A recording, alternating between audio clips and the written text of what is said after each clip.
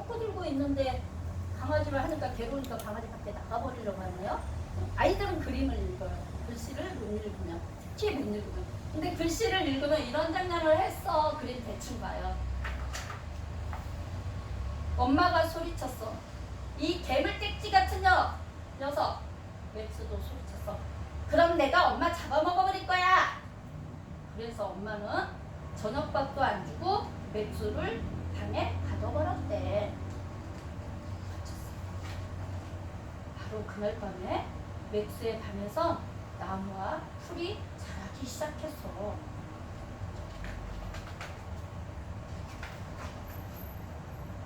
나무와 풀은 자꾸 자라났고 나뭇가지가 천장까지 뻗쳤지. 이제 맥스의 방은 세상 전체가 돼버렸어. 맥스는 맥스호를 타고 넓은 바다로 나아가 밤새 항해를 했지. 하루가 지나고 한 달, 두 달, 석 달이 지났어. 맥스는 꼬박 1년을 항해한 끝에 괴물나라에 도착했지. 맥스가 괴물나라에 배를 대자 괴물들은 무서운 소리로 으르렁대고 무서운 이빨을 푸드득 갈고 무서운 눈알을 뒤룩대고 무서운 발들을 세워버렸어. 맥스는 호통을 쳤지. 조용히 해!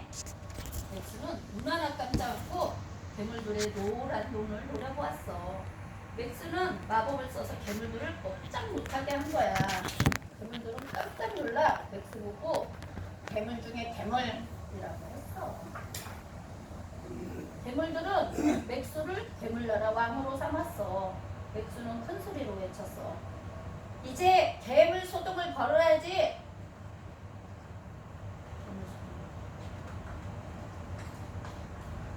뭐하고 노는지를 보세요. 맥스가.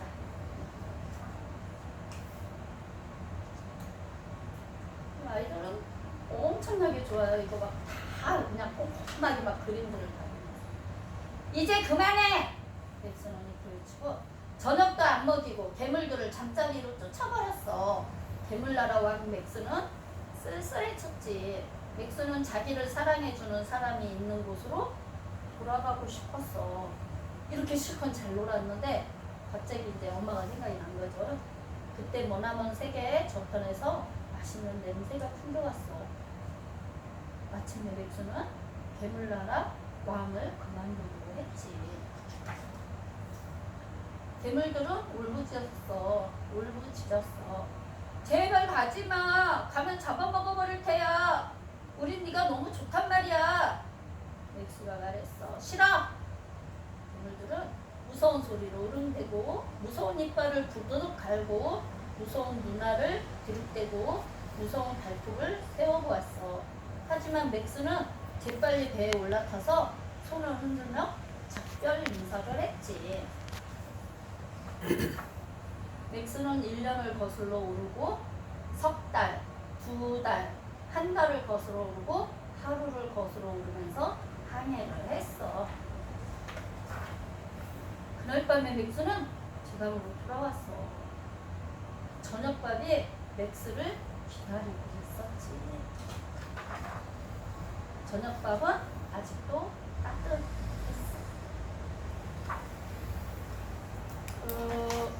여기 이제 끝인데 여기 장면하고요. 또 지난주에 그림책 방법에서 말씀드린 거.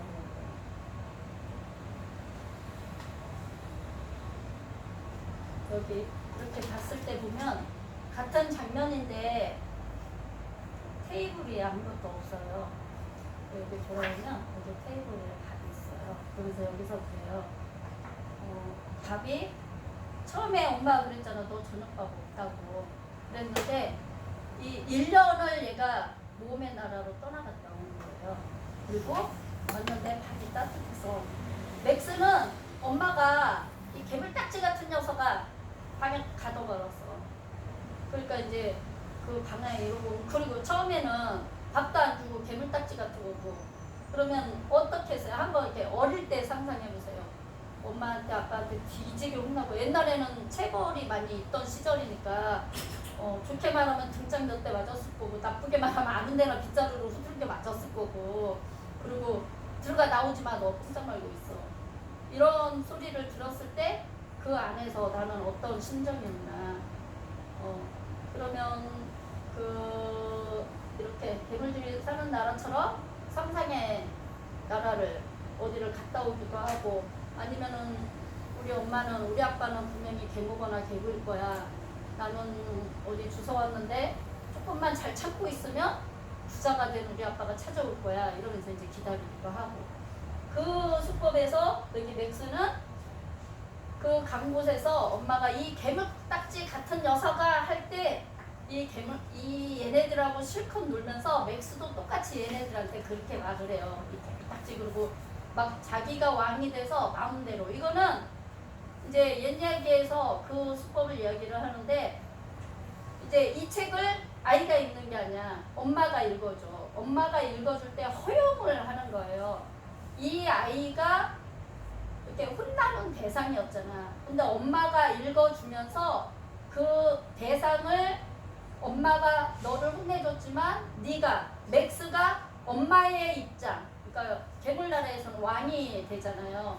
그러니까 맥스가 현실에서 엄마가 나한테 이 괴물딱지 녀석아 어쩌고 저쩌고 막 했던 것처럼 맥스가 그렇게 할 수 있는 거를 읽어주는 사람이 일종의 힘을 이양시켜주는 거예요, 이 아이한테. 너도 그런 힘 발휘해봐도 괜찮아 하고. 그럴 때, 그런 걸 모를 때는 엄마는 그냥 계모일 거야, 나쁜 엄마, 이 분노만 쌓인다고 하면, 이런 책을 엄마가 읽어주는 입장일 때 내가 엄마, 그대로 엄마, 그러니까 맥스라는 인물은 괴물나라에서는 엄마로 이양이 되는 거예요. 그 앞뒤에서는 엄마가 따로 있고 내가 따로 있지만, 이 괴물을 만난 나라에서는 맥스가 엄마인 거고 이 괴물들이 맥스인 거예요. 그러면서 이 관계, 괴물딱지 같은 녀석아 할 때 엄마가 나한테 온 것처럼 나도 똑같이 그걸 해보면서 엄마의 마음이 충분히 이해되기도 하고, 한편으로는 그런 힘을 발휘하는 사람에 대해서 분노가 해소되는 가정이기도 하거든요. 이런 가정을 먹고, 그리고 생애주기로 말했을 때 옛 이야기나 그림책은 아이들이잖아요. 4살, 5살, 6살, 7살. 반드시 돌아와야 된다는 이야기를 했잖아요. 못 돌아오면은 안 돼요. 못 돌아오면은 이 중간에서 어디에서 끝나면 이렇게 돌아와서 따뜻한 밥이, 그러면 엄마가, 내가 잠깐 상상의 나라가 뭐였지? 아마도 현실에서는 뭐였을 것 같아요? 혼나고 그러고 있다가 울던지 열받아 하던지 잠이 들잖아요. 가만히 생각해보면 잠이 들잖아요. 엄마한테 뒤있다 혼나고 방에 잠깐 갇히면 대부분 잠이 들잖아요. 그러면서 꿈속이기도 하거든요, 이게. 그리고 꿈속에서 항해, 모험, 하루, 이틀, 석 달, 1년을 항해했다고. 그리고 돌아온 거 거꾸로 그대로 했잖아요. 우리 지난번에 공사장을 떠난 것처럼 똑같이 해서 돌아왔는데, 앞에처럼 밥이 없으면 자다가 깼는데 밥이 없어? 그럼 엄마가 나를 사랑하거나 용서하거나 이게 아니라 그냥 소외, 돌아와봤자 그 감정 풀리지 않은 점. 괴물딱지 녀석한테 괴물들이 가지마, 우리하고 계속 있어줘 할 때 안 돼 하고 엄마의, 그리고 냄새가 난다고 했잖아요. 음식 냄새. 돌아왔는데 음식이 없으면 어떨 것 같아요? 그대로 절망감이 그대로 남아있잖아요. 근데 음식 냄새를 맡고 1년을 걸려서 다시 돌아왔는데, 테이블에 어느새 엄마가 밥을 갖다 놨는데 그 밥이 아직도 따뜻했대. 이거가 이 한 번을 읽어주면서 엄마가 나의 일상적인 나의 말썽부림, 그것도 허용이 되고, 그렇게 놀아봐도 괜찮아. 왜냐면 괴물들하고 가서 그렇게 놀아봤잖아요. 그렇게 놀아봐도 괜찮고, 잠시 갇히고 혼났지만 엄마는 엄마의 사랑과 허용으로 다시 따뜻한 밥이, 그것도 1년이라고 표현을 했지만 그 잠깐 밥이 따뜻하게 기다리고 있다라는. 그럴 때 이거를 읽어줄 때 부모, 그 양육자와 그 아이의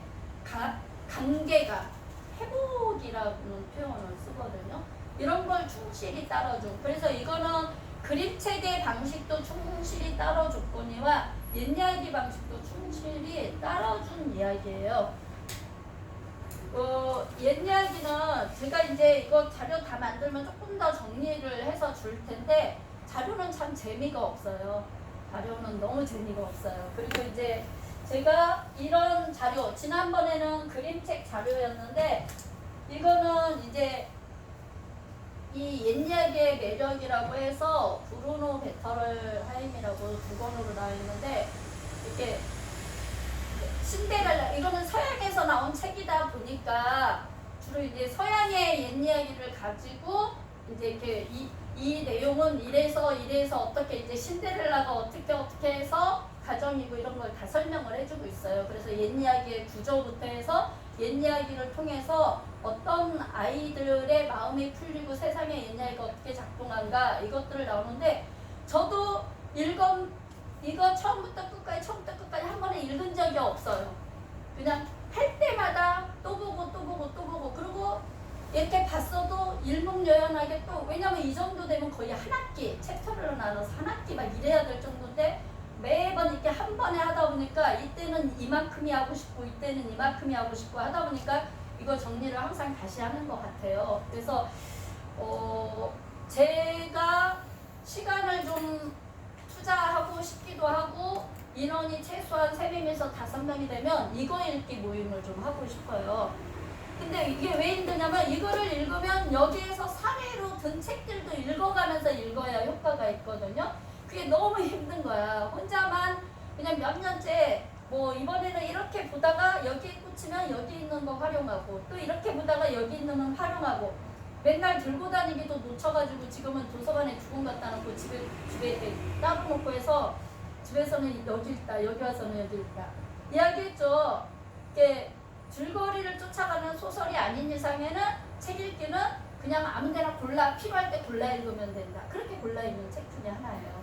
근데 좀 체계적으로 이거 읽기 모임을 한번 하고 읽은 거를 쫙 정리하는 걸 해보고 싶은데 잘 그런 사람이 모여야 되고 혼자 못하겠어 힘들어서 그리고 이제 한국에서는 서정우 선생님이 우리의 옛 이야기에 대한 책들을 되게 많이 썼어요. 그전에는 이제 이 서정우 선생님은 초등학교 교사인데 처음에는 이제 옛 이야기가 학자라고 표현한 분들이 전국 그래가지고 이렇게 뭐 이거 전 단계는 뭐 평안도보 가령 콩쥐팥쥐다 하면은 콩쥐팥쥐의 함경도 발췌분 이제 이렇게 전승한다고 할 때 다 다니면서 녹음하고 막 받아적기 하고 해가지고 뭐 함경도분 그 제일 이야기 그래도 많은 게 이렇게 자투리 그 아기장수 우투리 아기장수 우투리가 함경도 아기장수 우투리 전라도 아기장수 우투리 뭐 경상도 이런 식으로 그리고 뭐 남궁과 선녀도 막 이렇게 지역별로 있는 걸 그거를 학문적으로 해놓으니까 읽기도 되게 재미가 없어요. 근데 이제 이 서정훈 선생님이 역할을 한 거는 이런 역할이죠. 그렇게 재미없게 학자들이 모아놓은 우리나라 옛 이야기 구전되어 있는 옛 이야기들을 아이들이 듣기 좋게 읽기 좋게 그리고 또 하나는 입말로 그러니까 우리 책들이 예전에는 소설책도 뭐뭐 했습니다 이렇게 많이 나오잖아요. 근데 서정호 선생님은 이제 이러죠. 옛날에 호랑이가 살았어. 그러니까 이렇게 말하듯이 책 자체를 말하듯이 써버린 거예요. 그래서 굉장히 획기적 그 당시만 해도 어떻게 책을 이렇게 그러니까 일종의 반말처럼 그냥 구전 입말이라고 이제 우리말로 그냥 입말이라고 표현하는데 입말로 썼고 그 작업만 하다가 이제 자꾸 하다 보니까 서정우 선생님도 공부하다 보니까 이론 내가 옛 이야기를 다시 쓰는 옛 이야기만 했는데 하다 보니까 이론 공부를 하면서 이 이론에 대해서 강의를 또 그래서 저희 계양구에도 제가 한번 서정우 선생님 모셔와서 강연을 들었었거든요. 그래서 옛 이야기를 지금 이런 게 좀 기본이 됐겠죠. 이런 연구한 사람들의 연구를 바탕으로 해서 우리나라 옛 이야기에 대한 그 이론 과정들을 또 정리를 많이 해놨어요. 그래서 이 책, 그리고 이렇게 옛 이야기 공부법, 이거는 김한희 선생님이라고, 이렇게 이것도 이렇게 서양의 적이라고 하면 이런 책들은, 우리나라 쓴 책들은 우리나라 책을 더 사례로 많이 들어가지고 공부하기가 조금 더 쉬워요. 그래서 이건 김한희 선생님, 뭐 서정우 선생님 이런 책들이 좀 있습니다. 그래서 이런 걸 바탕으로 저도 이제 서정우 선생님은 학교 교사를 하면서 옛 이야기를 다시 쓰게 했다면, 저는 그냥 이렇게 아이들하고 독서 수업을 처음에 시작을 했는데 해보니까 아이들한테 해주는 것도 중요하지만 그 아이들을 키우는 어른들, 주 양육자들이 좀 알아야겠구나 해서 이렇게 됐잖아요. 그러면 매년 이렇게 새로 누군가가 또 학자처럼 논문처럼 보고서처럼 쓰면 그것들을 열심히 공부를 하고 보완을 하고, 그래서 선생님들한테 이렇게 전달하는 역할을 하죠. 저라고 제가 막, 그러니까 연구라고 하면 많은 사람들, 이렇게 성각자로부터 앞서간 자들이 써놓은 책들을 공부를 열심히 했는데, 왜 하게 됐냐? 현장에서 저희 아이들 예를 들어서 이야기를 했잖아요. 현장에서 아이들하고 해보면 아이들의 이런 현상, 그리고 그 부모들의 이런 현상을 보니까 이건 왜 이럴까 하고는 찾아봤더니, 이런 역할들을 해주는구나, 이렇게 해서 이제 자꾸 이때 강의를 해주려고 하게 됐죠. 그래서 저는 가장 많이 이렇게 양육자, 교육자라고 하는, 그리고 그냥 내가 나의 독서 취미를 위해서라도 제일 많이 권하는 거는 옛 이야기와 그림책을 좀 많이 권하고 있습니다. 왜냐면 그림책을 정말 보면은 소설 이렇게 한 번 읽는 거에 비해서 보고 또 봐도 볼 때마다 다른 장면이 보이고 좋은 장면이 보이고 곱씹어 볼 게 많은데 의외로 어린이 책이에요. 그래서 어린이 책 작가는 정말 이 세상을 바라보는 다양한 시각, 그리고 관점, 그리고 해석하는 능력, 세상을 해석하는 능력이 있어야 우리가 책 한 권을 쓰기 위해서는 뭐 1000권을 읽네 막 그런 이야기를 하는데, 근데 안타깝게도 그 정도의 수준이 되는 작가들이 많이 없다고 생각합니다. 많이 없다고 생각합니다. 그러니 우리는 그런 좋은 책을 골라서 우리 아이들한테 많이 읽는 것도 중요하지만 좋은 책을 보고 또 볼 수 있는 환경 만들어주는 게 또 필요하다는 이야기를 꼭 하고 싶습니다. 옛 이야기는 이런 게 있어요. 이제 반쪽이를 한 번 더 예를 들어서 반쪽이 보셨어요? 반쪽이는 우리 옛 이야기 중에 쉬우면서 재치도 있으면서 절차를 또 잘 따라준 이야기예요. 그래서 한번 읽어주고 이거에 의해서 옛 이야기의 이렇게 방식, 따라간 방식, 이거 같은 경우는 아이들의 정서 이야기를 해드렸어요. 그러면 이거는 옛 이야기의 이렇게 패턴 이야기를 잠깐 해드릴게요. 옛 이야기는 원래 들려주는 이야기였는데 이제 출판 시장이 활성화되다 보니까 그림책으로 많이 나오고 있어요. 그런데 기억나시죠? 지금은 옛 이야기라고 저희는 표현을 하는데 전래동화라고 표현을 했나? 이렇게 30권짜리 한국 전래동화 해서 홍지카치, 흥부전, 나무꾼, 햇님 달림 해서 보통 30권짜리 세계 전래동화 막 해가지고 또 이제 외국의 저기들이 30권짜리에서 60권짜리가 많이 꽂혀 선생님들 연배 때는 아이들한테 막 그런 걸 사줬을 거예요. 근데 안타깝게도 그런 책들은 왜곡이 좀 심해요. 왜곡. 왜냐면 아무리 지나간 이야기라도 책임지는 작가가 따로 이렇게 역금이라도, 근데 그렇게 전집시장에는 뭐라고 표현이 됐냐면 그냥 출판사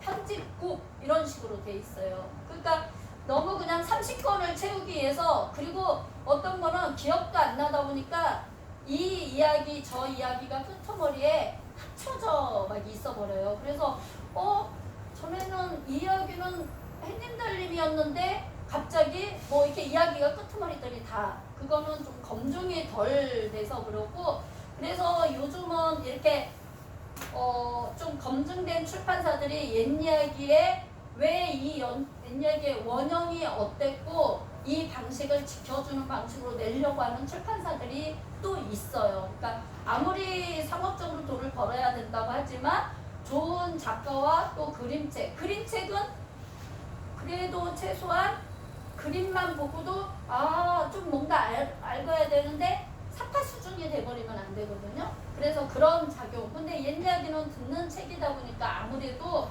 완전 그림책하고는 차이가 있죠. 그래서 이렇게 새로 쓰는 옛 이야기처럼 거의 옛 이야기의 방식이 따랐는데 옛 이야기가 전통적으로 있는 옛 이야기는 아니거든요. 지금의 한국의 전래 동화 막 그러면 나무꾼과 선녀 뭐뭐뭐는 있지만 외국의 전래 30권짜리 하면 대부분 안데르센 동화집 여기 이게 옛 이야기예요. 따지고 보면 안데르센이 새로 쓴 것도 물론 있지만 안데르센이 그 지역의 옛 전승되어 오는 이야기들을 발췌해서 모아놓은 거죠. 박사에서 다듬고 그리고 그림 명제 이런 사람들이 서양의 옛 이야기를 새로 정리를 했다고 하면 우리나라는 이제 그런 작가들 근데 한참 근대로 넘어오는 시점에 우리가 일제 식민자를 겪다 보니 그리고 전쟁 6.25 전쟁을 겪다 보니 좀 일본 사람에 의해서 좀 기본이 잡혀 꼴이 돼 버렸죠. 저희의 출판 어린이 문학 이런 것들은. 근데 그 역할을 그래도 그렇게 해서는 안 되겠다 하고 다시 잡아준 인물로는 방정환 선생님. 왜냐하면 방정환 선생님이 어린이 헌장, 어린이날 이런 거 하면서 어린이가 읽어야 됐고 들어야 될 이야기들이 어떻게 일본 사람들에 의해서 왜곡되고 또 일본 사람들은 당연히 일본에 충성하는 방향의 이야기로 왜곡이 되겠죠. 그런 거를 막기 위해서 방정환 선생님이 또 우리나라 아동문학을 정리하는 역할 그리고 외국에서 들어오는 서양의 옛 이야기들이 일본 사람 입맛대로 가지 않게 하는 역할들을 또 해주셨습니다. 그리고 근대에 있는 거는 어떻게 보면 그 일제 식민지 치하에서부터 해서 6.25를 걷고 50년대, 60년대까지 발췌돼서 정리한 것들이 기존 남아있고 다시 쓰기는 이렇게 서정호 선생님 이런 분들은 거의 80년대 후반 이 정도부터 그러니까 한국의 대한민국의 어린이 문학이라고 생각하면은 거의 80년대 정도부터 이렇게 현대의 재정비 그러면서 이렇게 왜곡되어 있는 것도 그리고 원형도 살리려고 하고 어린이라는 거에 초점 생애주기로 해서 다시 쓰기 이런 게 됐던 시절이에요. 그러니까 80년 중반 이 정도 생각하면 역사로 치면 30년도 안 된 30년은 넘었나? 40년? 근데 거의 정말 그래도 작가 우리나라 그림책을 보고 자란 작가 이 정도 등장한 거는 또 90년대만 해도 정말 우리나라 순수한 작가가 별로 없었어요. 근데 지난번에 백희나 이야기했죠. 그런 것처럼 우리나라에 좋은 책들이 나오고 있습니다. 반쪽이 같은 경우는 옛 이야기인데 그림책으로 잘 나온 책 중에 하나에 속해요. 한번 읽어보면서 한번 이렇게 들으면서 옛 이야기를 몇 개를 들으면 하고 제가 말을 안 해도 패턴을 알게 돼요. 근데 지금 몇 개를 못 읽어드리니까 읽어드리고 패턴 설명을 해드릴게요. 이건 좀 뺄게요. 글씨가 이제 작아져. 확실히 그림책이 아니라서. 옛 이야기에 더 가까워서 옛날 깊은 산골에 어떤 아주머니가 살았는데 늘도록 자식이 없었지. 비나이다 떠나나마 비나이다. 아주머니는 100일 동안 신령님한테 빌고 또 빌었어. 어느 날 밤 아주머니는 꿈을 꾸었어. 수염이 하얀 신령님이 나타나 말했지. 뒤뜰 우물에 가면 잉어가 3마리 있을 것이다. 그걸 구워 먹으면 아들을 얻게 될 것이다. 이튿날 아주머니는 눈을 뜨자마자 우물가로 뛰어갔어. 우물에는 커다란 잉어 3마리가 천방장마 헤엄치고 있었지. 아주머니는 잉어를 삭새해놓고 지글지글 구웠어. 한 마리는 한 입에 꿀꺽 삼키고 또 한 마리는 꼭꼭 씹어 먹고 마지막 한 마리는 배가 불러서 꾸역꾸역 먹다가 반쪽만 먹었어. 그런데 남은 잉어 반쪽을 그만 날쌘 고양이가 한 입에 날름 먹어버렸대. 얼마 뒤에 아주머니는 아들 셋을 낳았어. 그런데 큰아들 둘째 아들은 멀쩡한데 셋째 아들이 그만 반쪽이야. 눈도 하나, 귀도 하나, 팔도 다리로 하나씩, 입도 반쪽, 코도 반쪽. 해가 가고 달이 갔어. 3년 전엔 쑥쑥 잘 자랐지. 그 중에서도 반쪽이는 힘이 아주 장사였대. 하루는 두 형이 과거를 보러 가게 됐어. 반총이는 땡큼 따라 나섰지. 형들은 반쪽이랑 같이 가기 싫었대. 사람들이 놀릴 테니까 말이야. 형들은 곰곰 생각 끝에 커다란 바위에 반쪽이를 꽁꽁 묶어버렸어. 이러면 못 따라오겠지. 그런데 반쪽이가 힘을 주니까 바위가 번쩍 끌렸어. 그러곤 집에 가서 마당에다가 쿵 내려놨지. 아주머니가 물었어. 얘야, 이게 웬 바위냐? 반쪽이가 대답했지. 어머니 힘드실 텐데 걸저 앉아 쉬시라고요. 그러고는 불이 나게 형들을 쫓아갔어. 형들이 한참 가는데 어느새 반쪽이가 성큼 따라왔네. 형들은 곰곰 생각 끝에 커다란 나무에 반쪽이를 꽁꽁 묶었어. 이러면 못 따라오겠지? 그런데 반쪽이가 힘을 주니까 나무가 쑥 뽑혔어. 그러곤 집에 가서 마당에다 덜썩 내려놨지. 얘야, 이게 웬 나무냐? 어머니, 더울 때 나무 그늘에서 쉬시라고요. 그리고 또 형을 부지런히 쫓아갔어. 형들은 한참 더 갔는데 어느새 반쪽이가 성큼 따라왔어. 형들은 약이 바짝 올랐지. 이번에는 반쪽이를 밧줄로 꽁꽁 묶어서 깊은 산속에 던져버렸어. 이러면 못 따라오겠지. 그런데 반쪽이가 힘을 주니까 밧줄이 툭툭 끊어졌어. 바로 그때 호랑이들이 나타나서 반쪽이들한테 달려들었지. 그러자 반쪽이는 첫째 호랑이 꼬리를 잡아 빙빙 돌려 휙 던지고, 둘째 호랑이 꼬리를 잡아 빙빙 돌려 휙 던지고, 셋째 호랑이 꼬리를 잡아 빙빙 돌려 휙 던지고, 넷째 호랑이, 다섯째 호랑이, 이렇게 호랑이를 잔뜩 잡았어. 반쪽이는 호랑이 가죽을 짊어지고 집으로 가다가 부잣집 영감하고 마주쳤어. 영감은 호랑이 가죽에 탐났지. 반쪽아, 나랑 얘기하자. 전기 세 판을 둬서 내가 이기면 내가 호랑이 가죽 다 갖고, 네가 이기면 너를 내 딸과 혼인시키구나. 영감 딸은 예쁘다고 옮기는 걸 소문이 났거든. 반쪽이는 들어가서 가자고 했어. 반쪽이와 영감은 장기를 뒀어. 장기 한 판 또 있다 반쪽이가 이기고, 장기 한 판 또 있다 반쪽이가 또 이기고, 장기 한 판 또 있다 반쪽이가 또 다시 이겼어. 영감은 장기 세 판을 고스란히 졌어. 그래도 영감은 반쪽이에게 딸을 주기 싫었대. 장기는 졌지만 내 딸은 못 주겠다.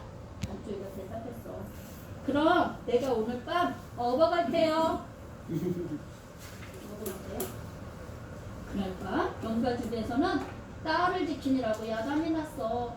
지붕이, 갯문화, 집 앞 곳곳에 모두들 뜬 눈으로 밤새 지켰어. 그런데 반쪽이가 안 오네. 다음날 밤 지붕이, 갯문화, 집 앞 곳곳에 모두 졸린 눈을 비비며 밤새 지켰어. 근데 반쪽이가 또 안 오네.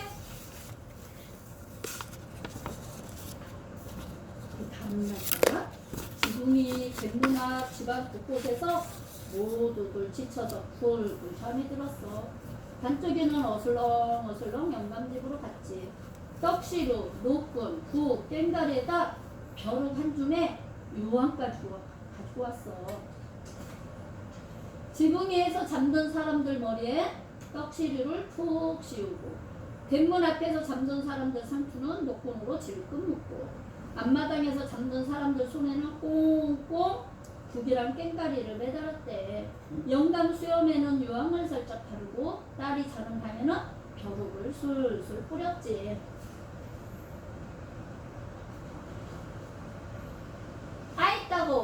쌀이 활짝 뛰어나왔어. 반쪽이는 쌀을 냉큼 둘러엎고 뛰며 소리 질렀어. 반쪽이가 영감딸 업어간다. 고함 소리에 모두 놀라 하다가 잠을 깼어.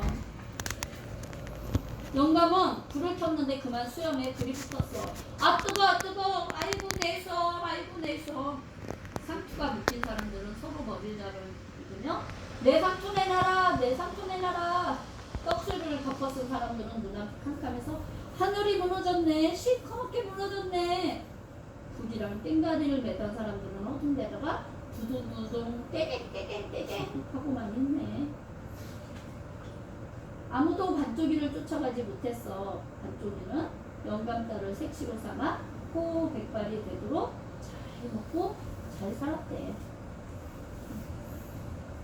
형님들 돌아왔어요? 안 돌아왔어요? 아니 안 돌았어. 안 돌아와야지. 이랬구나. 누구하고 이 딸하고 반쪽이 살아요? 부잣집도 부잣들하고 누구하고 살아? 반쪽. 엄마네 집에 어떻게 해놨지? 엄마네 집에? 엄마를 큰 돌덩이 가고 큰 나무 심어놨잖아. 편안하게 살으라고. 엄마는 편안하게 살게 해주고 본인은 섹시하고 살고 형들은 안 돌아왔어요. 그래야 맞지. 형들이 돌아오면 괴로워서 어떻게 살아? 계속 괴롭고. 돌아오면 안 돼요. 여기서는 형들은. 근데 반쪽이는 행복하게 결혼을 했어요.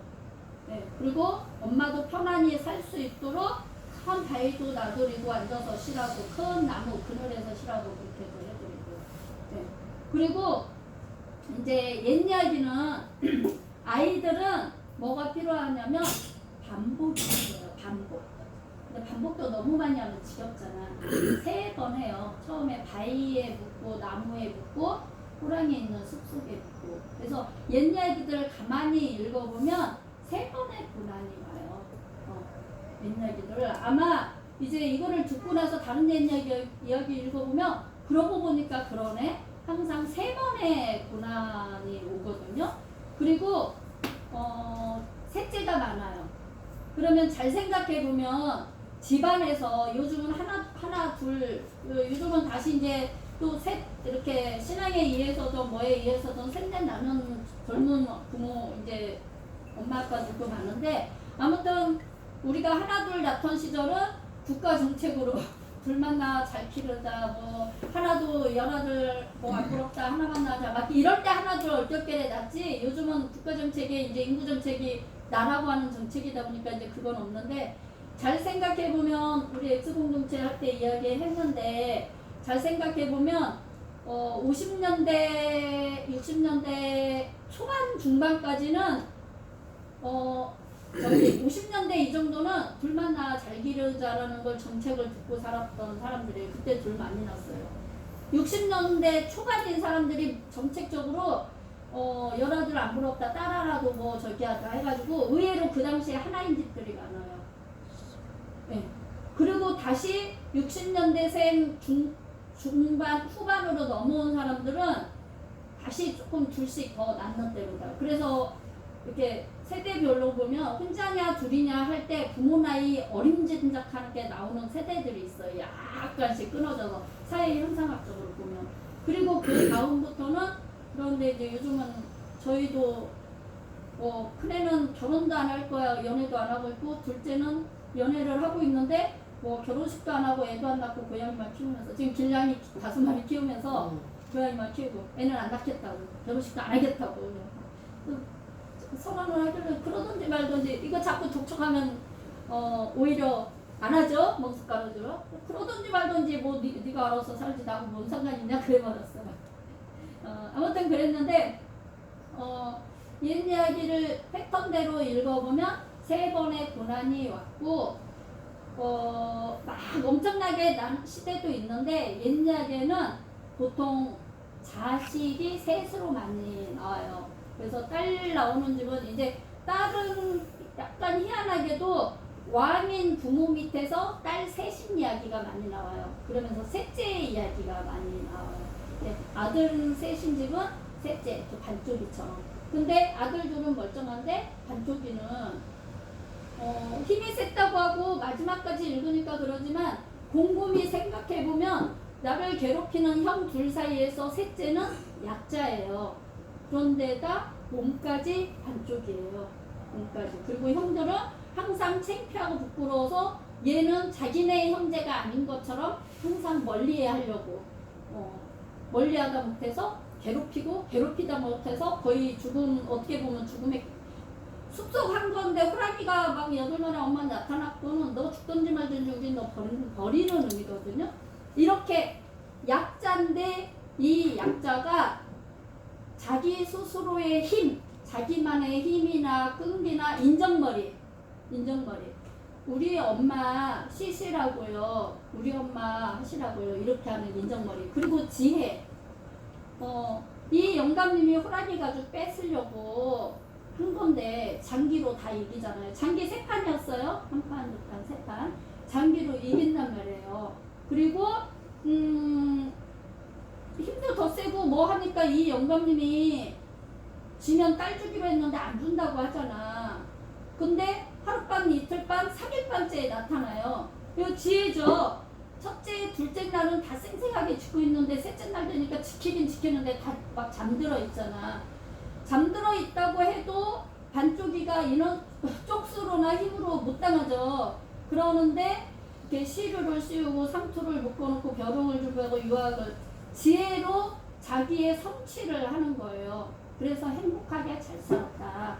옛 이야기를 많이 듣고 자라는 아이일 때 일단은 옛 이야기를 듣고 있는 그 아이들은 약자다. 약자는 그냥 쭈그려 힘없이 피만 보고 산다? 아니죠. 인정머리도 있고 끈기도 있고 곰곰이 생각하는 지혜도 있으면 다 극복하고 예쁜 성취 얻어서 잘 산다 하는 성취. 그 성취가 그냥 힘이 있어서 이겨는 거 아니라 인정머리 있는 거예요. 여기서는 엄마. 왜냐면 엄마가 여기서는 아들 얻으려고 아기를 빌었다고 했잖아요. 그런 정성을 쏟은 엄마에 대한 인정머리가 있는 거죠. 그냥 효 이렇게 보기보다는 사람에 대한 인정머리라고 생각을 하시면 돼요. 그렇게 인정머리가 있는 사람은 약자고 뭐하고 하고 인내도 있고 끈기도 있고 지혜를 이거는 스스로 자기가 곰곰이 자기의 심성이잖아요. 이 심성만 있다라고 하면 극복하고 이럴 수 있다 하는 걸 보여주는 거예요. 그래서 여기 자료에 보면 막 그렇게 써 있어요. 옛 이야기는 삶의 지혜 막 이렇게 나오는데 책을 통해서 이야기를 그렇게 해 드려봤습니다. 그리고 이제 이 옛 이야기의 매력이나 이런 거에는 괴물들이 사는 이야기 할 때 잠깐 한 것처럼 이런 거죠. 그 외국 책에서는 헨델과 그레텔 이야기를 또 많이 해요. 외국 책에서는 계모 이야기가 많이 나오거든요. 큰지팥쥐도 계모 이야기 나오잖아요. 근데 저도 이런 공부하기 전에는 그냥 계모, 그 우리나라 많은 사람들이 계모, 그러니까 계모가 된다라는 거는 부모가 엄마가 일찍 돌아가시던가 이혼해서 새엄마를 맞아야 새아빠를 맞아야 계모가 있거나 계부가 있는 거잖아요. 그러니까 우리나라는 굉장히 단순하게 피력했어. 그래서 계모 계부는 무조건 나쁘다 이렇게뿐이 인식이 안 되게 자란 거예요, 우리 머릿속에. 근데 옛 이야기를 읽어보면 계모가 나를 안 낳은 엄마가 아니라 나를 낳은 엄마로 나와요. 근데 해석이 뭐가 되냐면 이제 이게 완전히 어린이 그림책에 맞춰주니까 너 개불딱지 같은 녀석아 이렇게 할 때 내 엄마가 나를 그러면 우리 엄마 아니었으면 좋겠어. 그리고 이제 더 가면 저 나쁜 엄마 아마 내 친엄마가 아닐 거야 이렇게 가는 거예요. 내 친엄마가 아닐 거야는 아마도 계모일 거야. 계모 같은 사람 죽어버렸으면 좋겠어. 그런데 사실 친엄마잖아. 근데 죽어버렸으면 좋겠어. 저 계모는 죄의식을 느끼게 되잖아요. 그런 생각을 한 것만으로도 그 어린아이 때 내 엄마가 죽어버렸으면 좋겠어. 나쁜 엄마. 이렇게 욕도 나오잖아. 아이지 막 나오잖아. 그러면은 그 순간 죄의식을 갖고 살아야 되는 아이가 되는 거예요. 그거를 보완하는 방식이 친엄마가 아니니까 나쁜 엄마니까 너가 그렇게 생각하는 거 용납이